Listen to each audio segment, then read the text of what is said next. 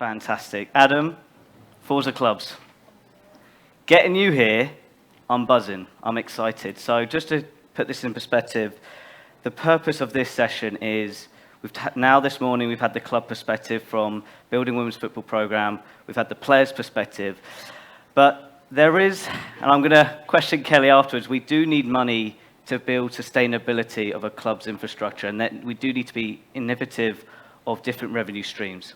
So when we talk about money, it's just being creative in different ways. So getting Forza Clubs, when we got connected through a podcast, I just loved what I was hearing of how we can really use social media as a tool, but then build real communities in one hub where a club can nurture and also build really creative engagement within that hub. So to get the ball rolling, Adam, could you just share who you are, but also what Forza Club is all about? Yeah, so my name is Adam. I'm the CEO of this company over here called Forza Clubs. I'm a Swede from the north of Sweden. Was a kind of useless football player, but fairly skilled in other things. Yeah, so that's about me. And what we do is that I will start off with you, Pedro, who had the keynote yesterday from Liga F, talking about how clubs need to be more of a brand. And if you are thinking like a brand do, you make sure that you take full ownership of the customer journey. We would call it fan journey in football, but the customer journey.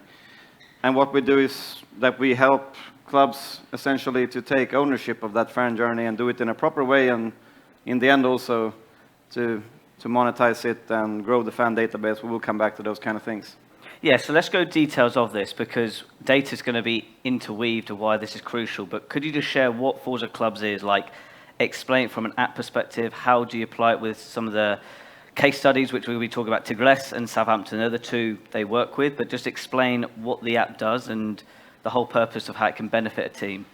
After Kelly's rant on apps, I thought it was going to wait a little bit, but okay, we can go on to the app topic. Yeah, the tool that we prefer to use to achieve this goal of monetization and fan data is to build an application. And we build it for the club, then it's owned by the club, so they get all the fan data and so on. And you said Tigres and Southampton, who are two clients, but we actually work with clubs in 10 different countries. Yeah. Some of them have women's teams, most of them don't, but usually we put them both in the same platform. And just to share some results, we will come back to the how, but the results that we're usually getting is that if we can get the fan into the digital fan journey or customer journey, the fans claim to go, 25% of the fans claim to go to more home games. And this is data from only teams performing really poorly. Otherwise, it will be sort of cheating the data. And they also spend a lot more on merchandise, and also they spend to follow the club and the content within the platform, which is also gamification.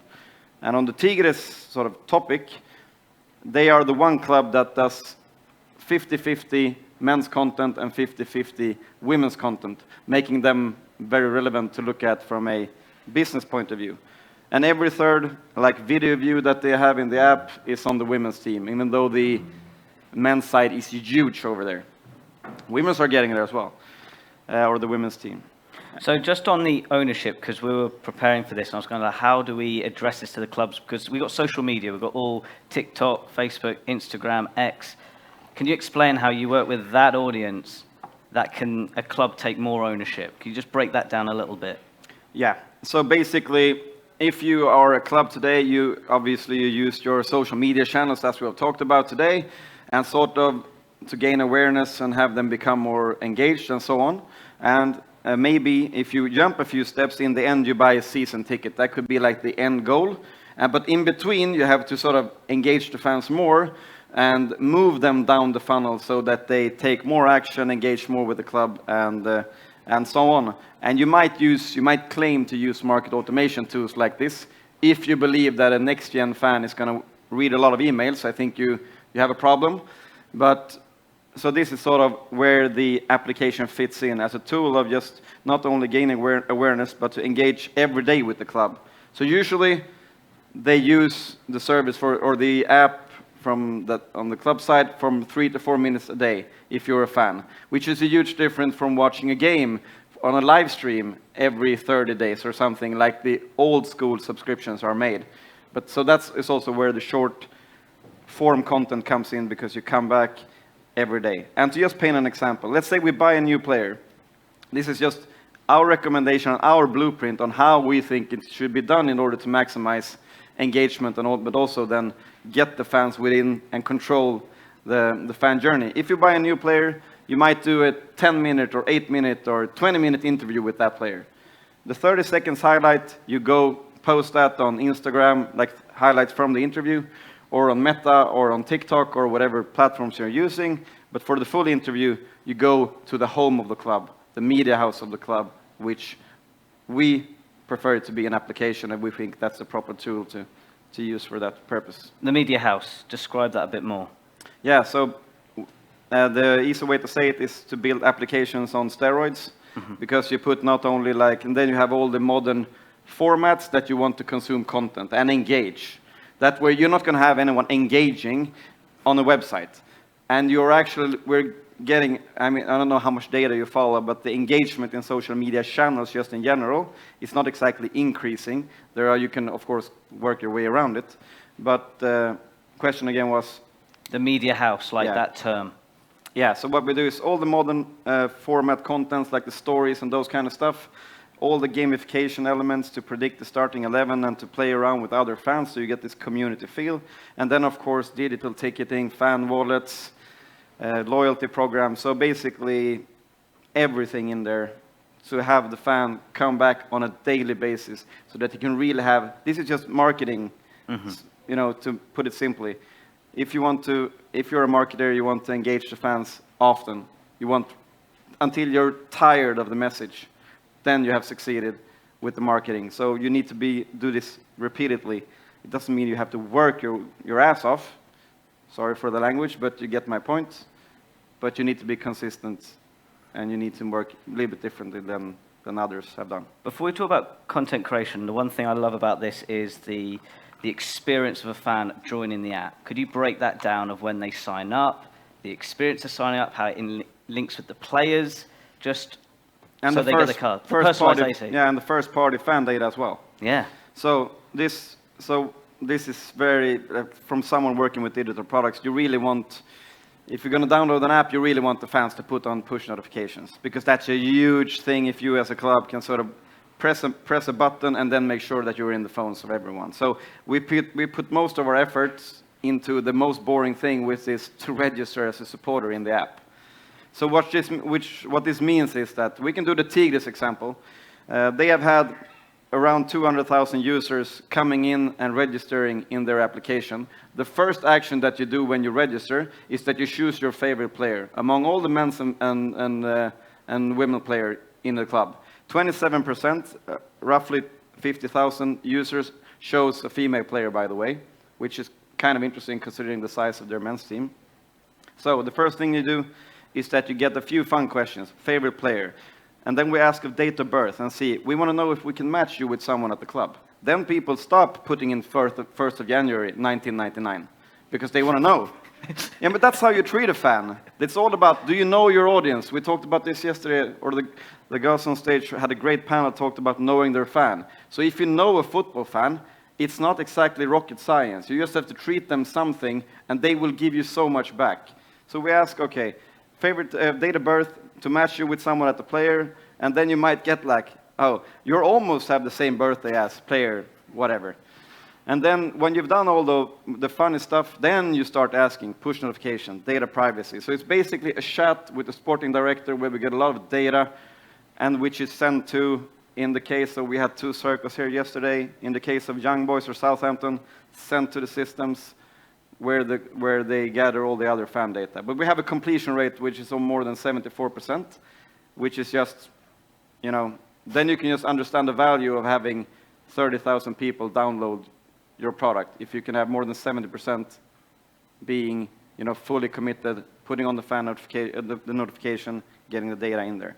So that's just a key thing from coming back to what we said yesterday. You need to know the fan, and you need to grow the fan base. but you're not going to get that from Facebook. Sorry.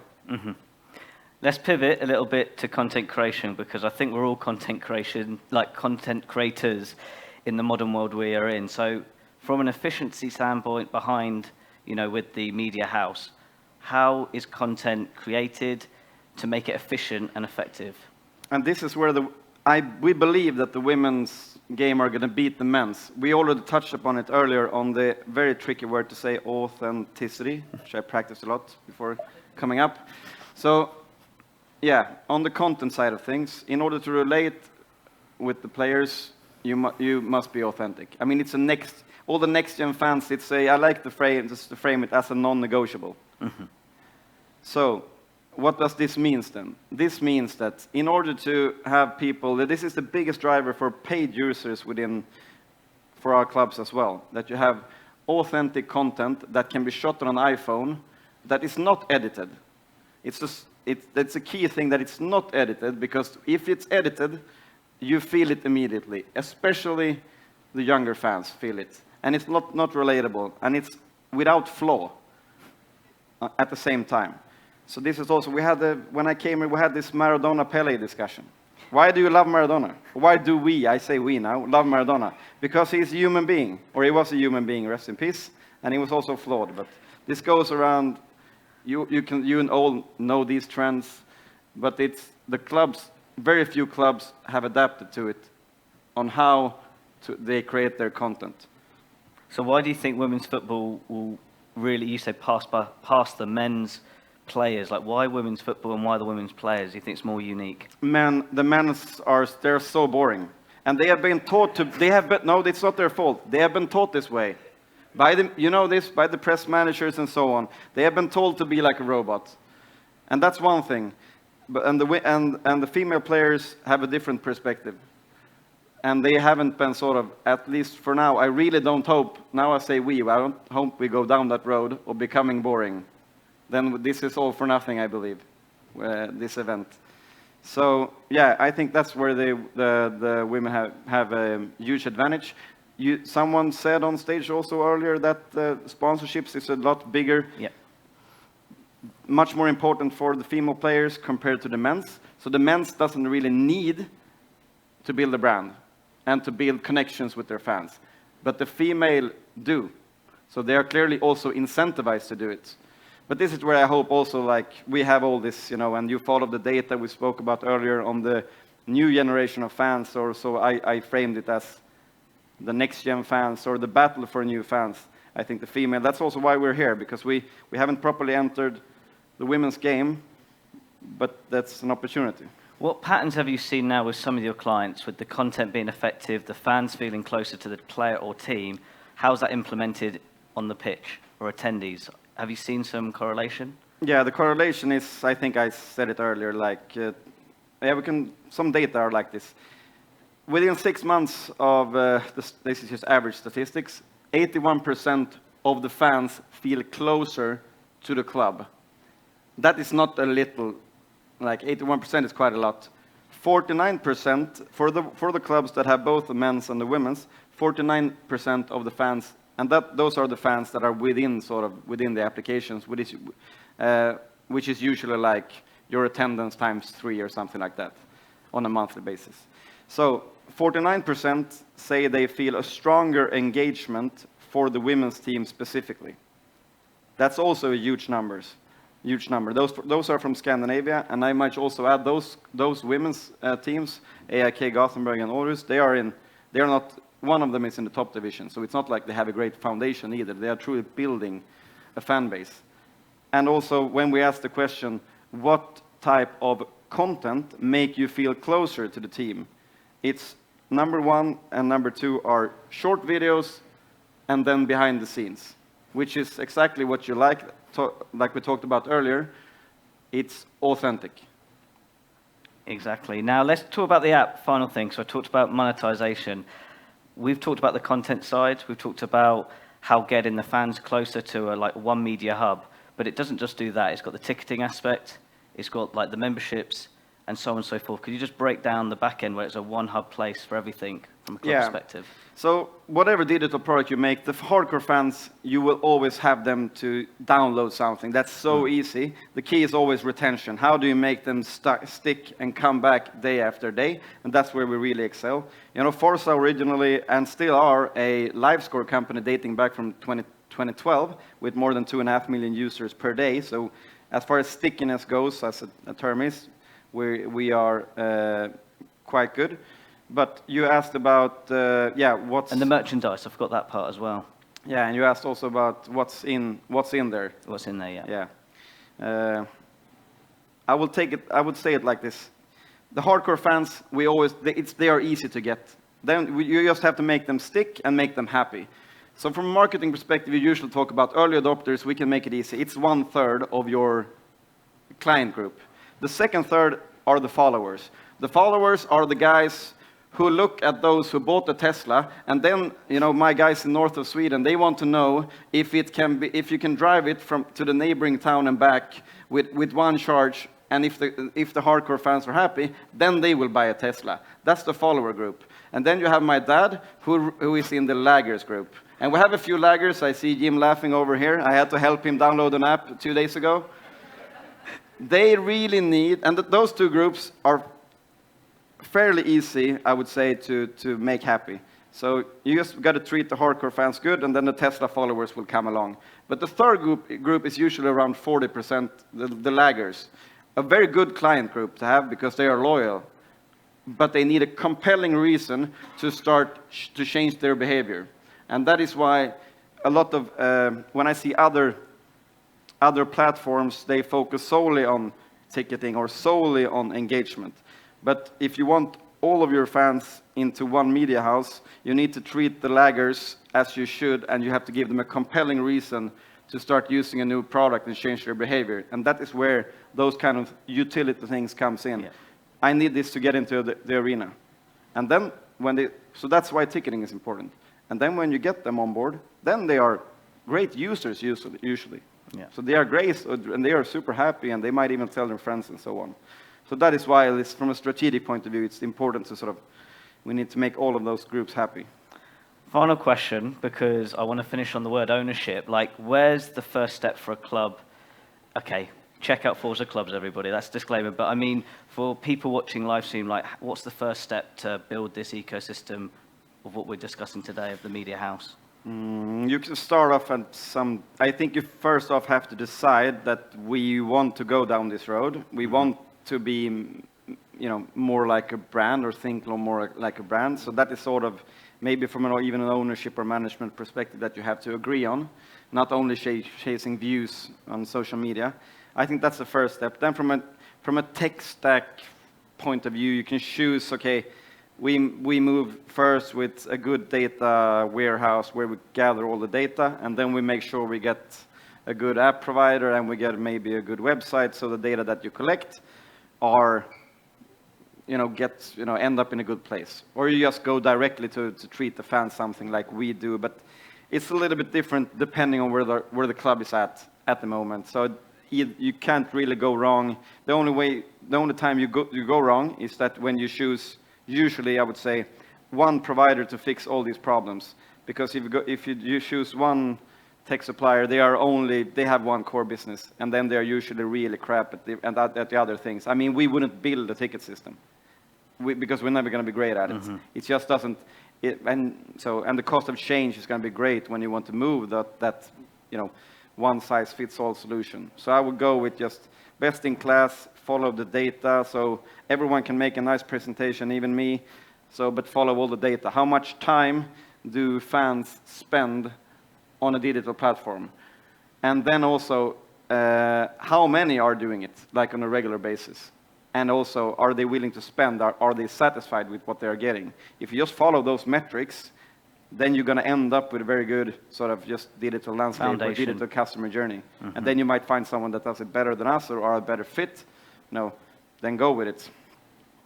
Well, there you have it. This is Forza Clubs. Adam, been a joy. But do you want to add anything else? One point, just also because I'm keen to get some feedback. This is sort of the start-off point for what I hope to be the start-off point for us entering the women's game. So if you have ideas and feedback, or let's say that you have some ideas on what we're offering and how we're doing it, or just ideas on how to approach maybe a specific market, let me know. I'm all ears and keen to get that. I've gotten it already from some of you during the days here, but feel free just to grab me by the arm and give me some word of advice.